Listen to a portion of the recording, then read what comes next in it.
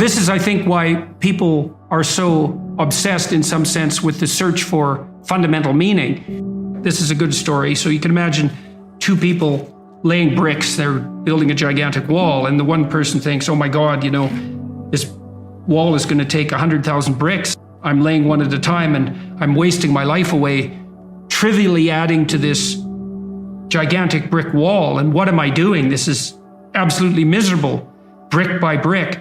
And the other person thinks, in 300 years, this is going to be a cathedral.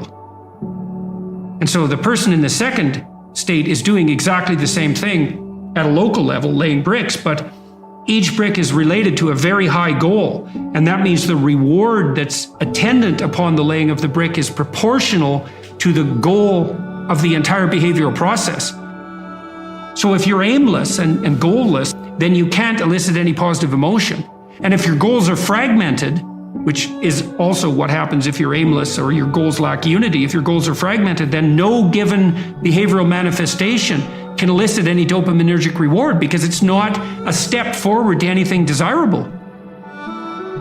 One of the things, well, I did write about this in my first book, particularly about putting your house in perfect order. It's like, well, if you're lost, one of the things you can do is look around and see what direction you could take locally. Fix something.